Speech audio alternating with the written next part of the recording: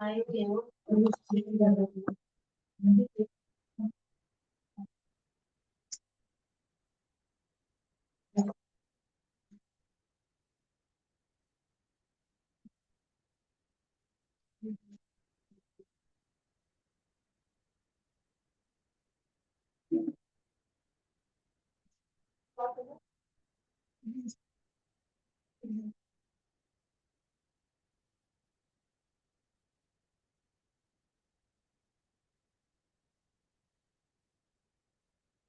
this is the squamosal part, and this zygomatic process is the part of the squamosa. So squamous part serves this whole area and attaches anteriorly to the zygomatic process. This small part, this hole, including this whole part, this opening and this whole part is the tympanic part. This one is the styloid process, and this posterior part is the mastoid part. Pitras is not seen from lateral surface because it is located deep on the medial surface. So we can see laterally the four parts of the temporal bone. This one is the posterior view of this temporal bone.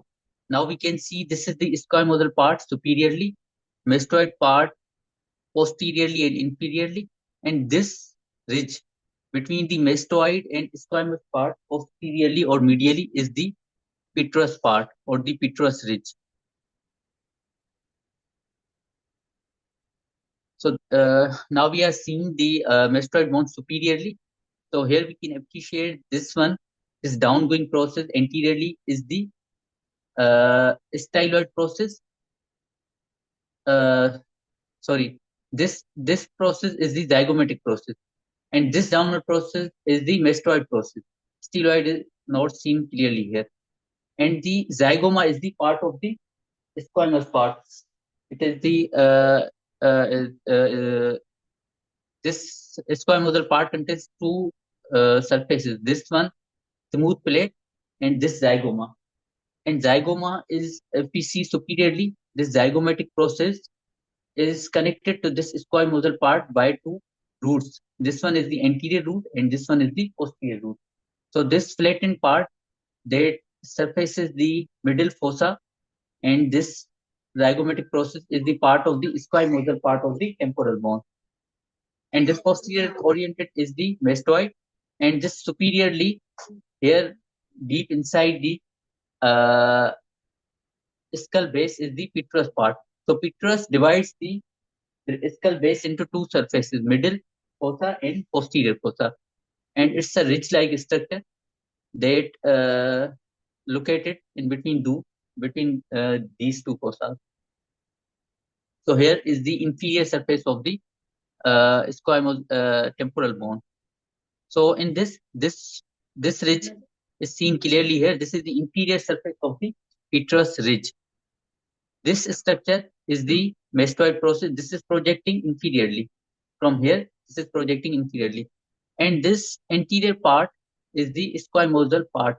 And this is the inferior surface of the zygomatic process of the squama. And this fossa is the mandibular fossa. This is the articulating surface of the mandibular bone. So this is the squamosal part, and this in between two, this is the petrous part, and this posteriorly projecting part is the mastoid process.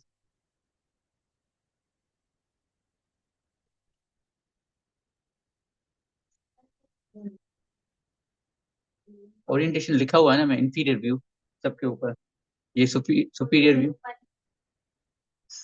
नहीं, वो आगे दी हुई है मैंने साथ में relation के साथ, ये तो अलग अलग दी हुई है, इंडिविजुअल बताया हुआ है, उसके बाद फिर आगे मैंने रिलेशन भी बताया हुआ है, ठीक है. So now again we can see here this is the lateral surface that we discussed earlier on the first slide. So I have zoomed in this tympanic part only in this picture. So this is the lateral surface. Again, this is the squamosal part along with the zygomatic process. This posteriorly oriented structure is the mastoid, and this one is the tympanic part. So if we zoom out this, zoom in this tympanic part, so it consists of a circular opening that covers the external auditory meatus anteriorly, inferiorly, and posterior superiorly. This projecting structure is the spine of the Henle. So this spine of Henle is the important landmark during the translabyrinthine approach. Why? Because the lateral semicircular canal underlies here.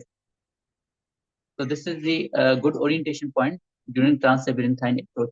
So it lies on the posterior superior surface of the external auditory meatus, and this is the medial wall of the tympanic part. So it contains the oval window, round window, and this structure, this prominence is the promontory. So this is the part of the middle ear or the cochlear system, and this area uh, above the spine of Henle, this depressed area that is located posterior superiorly, it is called the suprameatal triangle, and it contains the mastoid antrum set. The largest mastoid antrum set lies here. So this is the spine of Henle. Deep to this is lies semicircular canal, and superiorly to this is the mastoid antrum. And this whole area is the tympanic part, the lateral part side of the tympanic part of the temporal bone. So this is the structure here, and this groove or the grooved surface on the zygoma is the articular surface for the mandibular bone. So now this is the vitreous part, but this orientation is the inferiorly. So we are seeing vitreous bone inferiorly, and this is the inferior margin of the vitreous bone. Vitreous bone contains three margins and three surfaces. This one is the inferior margin. This one is the posterior margin. So the surface between these two margins is the inferior surface. And there is another margin which we can see from superior view. I have a picture in the next slides. So here is the anterior margin that coincides with the middle fossa. Here is the posterior margin, and this one is the inferior margin. And we have three surfaces: anterior surface, posterior surface, and inferior surface. So I am viewing this from the inferior surface of the vitreous bone. So this is the inferior margin. So anterior part of the inferior margin that unites with the clival part of the sphenoid bone. So this junction is known as the petroclival fissure. Okay, and if we come laterally, there is a depression or there is an irregularity in the inferior margin. So this depression coincides with a concave notch on the occipital bone, and this whole area forms a foramen, that is jugular foramen. So jugular foramen is not a part of specific bone. It is found by the two depression. One is lying on the inferior margin of the petrous part of the temporal bone, and other lies on the occipital bone. So this concave depression and this irregular ridges forms an opening that is known as the jugular foramen. And these are two parts of the jugular. This is the medial part, and this one is the lateral part. So lateral part is known as the sigmoid part, and medial part is known as the petrous part. So jugular foramen, and medial to this is a fissure known as petroclival fissure.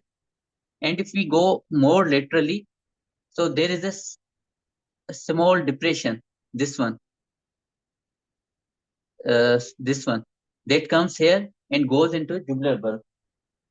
So this depression is present in the medial part of this is the mastoid part. This is the mastoid part. So in the medial side of the mastoid, on the inferior surface of the petrous bone, there is a curve that start from here and goes into this opening. That is jugular opening. So this sulcus is the sigmoid sulcus, in which contains the sigmoid sinus. So sigmoid sinus comes here and goes into the jugular foramen. So these are the three important points on the inferior margin of the petrous bone. Now, if we see the posterior surface of the petrous bone, in the middle of this bone, if we see in the middle of this inferior surface, there is an opening. This is known as the internal acoustic meatus or internal auditory meatus. So if we divide this bone posteriorly into two halves, so this approximately lies in the middle of the inferior surface, and this internal acoustic meatus contains the vestibulocochlear apparatus. And if we see more laterally, I'm going from medial to lateral. So if we go more laterally on this inferior surface, there is a depression that is known as the subaqueous fossa. And if we go more laterally, there is another depression like this one. This is this depression for sigmoid sulcus, and this is the depression for the endolymphatic duct. This is the part of the semicircular canal. So in inferior surface, there are three important structures. That is internal acoustic meatus opening in the middle. More laterally, there is a subarcuate fossa. So what lies in the subarcuate fossa? The subarcuate artery. The subarcuate artery is the part of the is branch of ICA. So this goes at this point. So if we are going retrosigmoid via retrosigmoid approach and we want to open the posterior meatus, so we have to mobilize this artery first. Otherwise, we could cause ischemia of the cochlear apparatus. And this one is the posterior surface of the petrous bone, posterior margin of the petrous bone. So now again, this is the zoom out view. This is the posterior view. Here is the mastoid, we can see, and this one is the sigmoid sulcus I'm talking about. This goes here and comes here because this is the inferior edge and this contains the jugular foramen. This is the petrous apex. This is the petrous base, and this is the internal acoustic meatus. And this margin is the posterior margin of the petrous bone. And now if we zoom in more to the internal acoustic, we see closely. So internal acoustic internally contains a transverse bony ridge that is known as the transverse crest and divide this internal auditory meatus into two parts, superior and inferior part. This is the posterior view. ये posterior view है ना, इसी को zoom in किया हुआ है इस point पे. So we are zooming in here. This from this posterior view. लिखा हुआ है posterior view. If we are seeing the bone from posterior view, if we cut the occipital part, so अगर posterior fossa के अंदर आप बैठे हुए हैं तो this is the view. Okay. And if we zoom in closely this opening, this is the transverse crest that divides the internal acoustic meatus into two parts, superior and inferior part. And if we further zoom in this internal auditory meatus from posterior side, we can see this is the dura of superior compartment and this is the dura of the inferior compartment, and this one is the transverse bony crest. And if we open this dura, we can see that this superior part is further divided into two compartments, anterior and posterior, by a vertical crest. This is known as the Bill's bar or Bill's crest. Okay, so anterior part of the superior compartment contains the facial nerve, and posterior part of the superior compartment contains the superior vestibular nerve. And inferior again anteriorly contains cochlear and posterior contains the inferior vestibular nerve. So this section is again going more deeper into the internal auditory canal. So this has cut the anterior and posterior part of the auditory bony part of the auditory meatus. So in this we can see here the facial nerve goes in the superior compartment. This is the superior vestibular nerve, and this one is the cochlear nerve in the inferior compartment. And this shiny structure here is the cochlea. So it lies approximately in the middle of the canal, this cochlea and these vestibules. So this nerve goes here into the cochlea. And posterior to this is the anterior margin of the internal auditory meatus. And this cochlea coincides with the anterior margin or the medial margin. And this part, that is the vestibule and semicircular canal. So we are discussing about the anatomy of the temporal bone.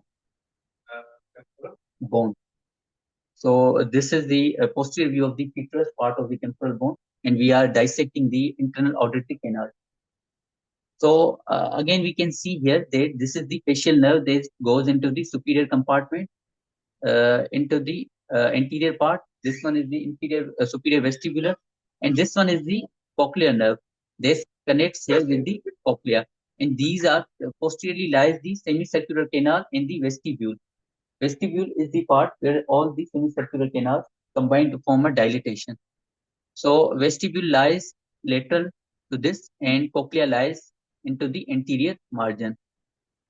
So if we see here, this one is the anterior margin, this or sorry, medial margin, and this one is the lateral margin. So cochlea lies anteriorly here, and semicircular canals lies laterally to this opening.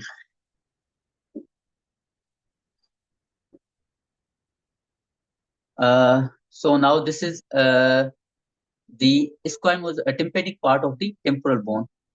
So this area, this whole area, this is the anterior view, this is the posterior view.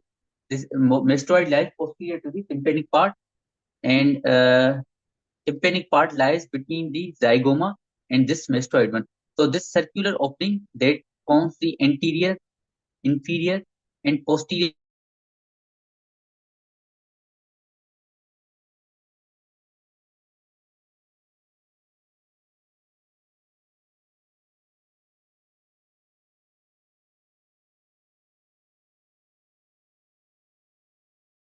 And we can see deep structure lying inside the mastoid. So as I have discussed, this small ridge that lies on the posterior superior surface of the tympanic part is known as the spine of Henle. And it is the important surgical landmark. Why? Because the lateral semicircular canal lies deep to it. So here we can see this is the spine of Henle, and here it is zoomed in. This is the spine of Henle. And if we see deep to this is the lateral semicircular canal. This is posterior semicircular canal. Okay. So and this bone is the malleus bone. That is the part of the ossicular chain. And also the importance of this point is here that at this point below to the semicircular canal, the facial nerve comes into the mandibular part. So it is an important landmark for the identification of the semicircular canal as well as the tympanic part of the facial nerve. So we have to respect this area, because if we are going translabyrinth sign via translabyrinth approach, we can damage semicircular or the facial canal. And this one is the sigmoid sinus that lies posteriorly. Okay, and this is the malleus bone, and this is the uh, lateral semicircular canal. So here again, it opens whole the bone of the internal acoustic meatus as well as the mastoid. So here we can see two bones. This one is the malleus bone, and uh, this nerve that comes superiorly and goes vertically downward. This is the facial nerve. This horizontal part is known as the tympanic part, and this vertical part is known as the mandibular part. And from inferiorly here, facial nerve goes via stylomastoid foramen and comes onto the uh, face. So this is the tympanic part, and these two bones, this anteriorly oriented bone is the malleus, and this is the incus. So at the level of the neck of these two bones, the tympanic part comes here and goes downward vertically. And this small facial branch is known as the coda tympani. So coda tympani goes here and passes through the neck of the malleus. So at the neck of the malleus, we have two structures: the tympanic part of the facial nerve and also the coda tympani. And this is the oval window where stapedius head is lying. And this is the internal structure of the cochlea and semicircular canal. Again, we see here the internal structure. This is the malleus. This is the handle of the malleus. Here the incus is removed, and now we can see internally there is a stapedius. This is again cauda tympani, and this nerve is the facial nerve. This is the mastoid part of the facial nerve, and this one is the tympanic part of this facial nerve. So here the incus is removed, and this bone that is attached here is the stapedius, or the plate of the stapedius. And in this section, they remove this stapedius, and they want to show here the oval window. So this whole cochlear apparatus is the part of the tympanic part of the temporal bone. Okay, and this is the stapedius muscle that is attached to the neck of the stapes.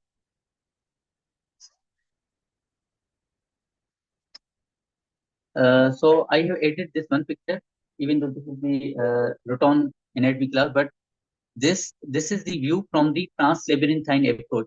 In translabyrinthine approach, uh, we remove this posterior part, and also we remove this whole system, that is the cochlea and semicircular canal.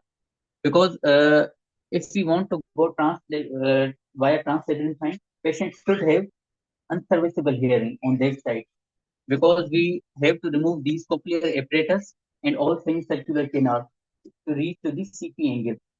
So this is the opening behind the mastoid for translabyrinthine approach. Here, this is the sigmoid sinus, and clearly there is the tympanic part, and this is the point from where we enter inside the translabyrinthine. So we have to remove this internal. So we are discussing about the temporal bone anatomy. So I'm now discussing the tympanic part of the temporal bone.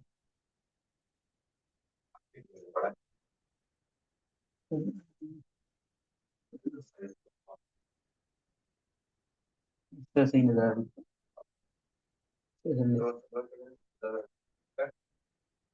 uh, sorry, so we have to remove this cochlear apparatus to reach to the CP angle.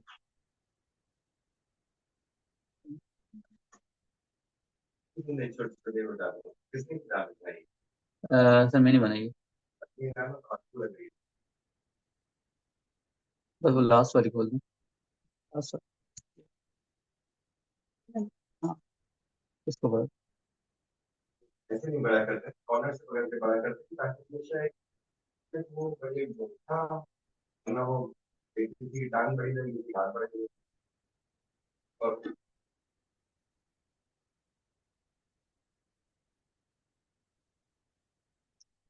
so when we remove the cochlear apparatus, this is the view from the translabyrinthine approach.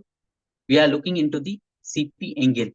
So this is the cerebellum, and this is the vestibular nerve. And superiorly, if we see, this is the cranial nerve 5. And this blue structure is the sigmoid sinus. So in retrosigmoid, we go posteriorly, posterior to this structure. And in translabyrinthine, we are now interior to the sigmoid sinus. And here we can see this is the trigeminal. And if we retract this nerve superiorly, this is the nervus intermedius. And anterior to this one is the facial nerve. So nervus intermedius is the part of, we discussed, facial nerve. So sometimes because it is closer to the vestibulocochlear nerve, so intraoperatively sometimes we miss this part and we think that this is the part of the eighth nerve. But actually this is the part of the facial nerve. So these are the few fibers that lies in between these two nerves, and they laterally this portion combines with the primary trunk of the facial nerve. So this is the nervus intermedius, and anterior to this lies the facial nerve. And this artery that makes loop over the these two nerves, that is vestibulocochlear and facial nerve, is known as ICA. Okay. So ICA has two loops. One loop is deep here below the abducent nerve, and another loop that is on the lateral surface of these two nerves. So this is the ICA. If we have to identify which artery is this one, so we have to see the relation with the nerve. So ICA has a relation with the vestibulocochlear and facial nerve. And supracerebellar artery lies medial to this nerves, and ICA lies lateral to these nerves. Okay, so this is view from the translabyrinthine approach. In retrosigmoid approach, we have to go more deeper, but the advantage of this approach is we are nearer to the tumor. Sir, we have to pass through the cochlear apparatus. People have to do that, and they take 3 hours. Okay, sir. That's the main advantage is that and we have also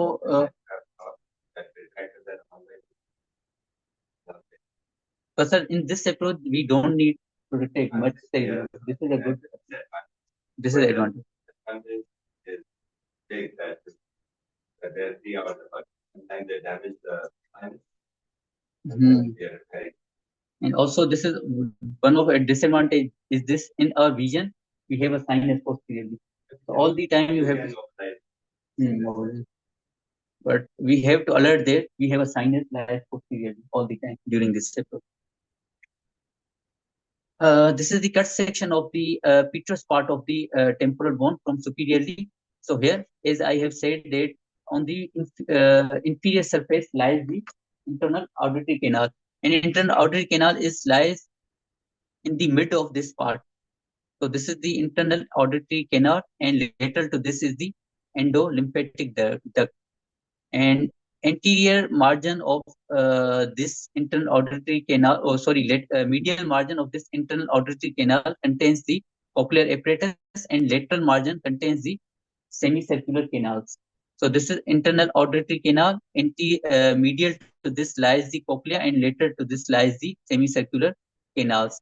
And if we go more laterally, these structures, these pneumatized structures are known as the mastoid.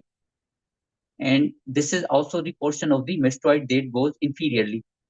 And the medial surface of this mastoid contains a sulcus from where the sigmoid sinus goes, known as the sigmoid sulcus.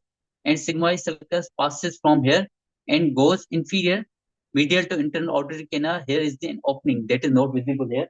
This opening is known as the jugular foramen.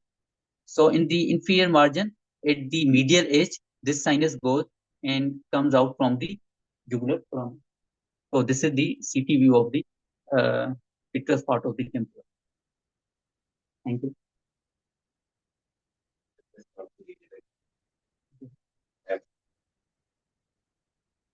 Okay. My last year, this way we were sitting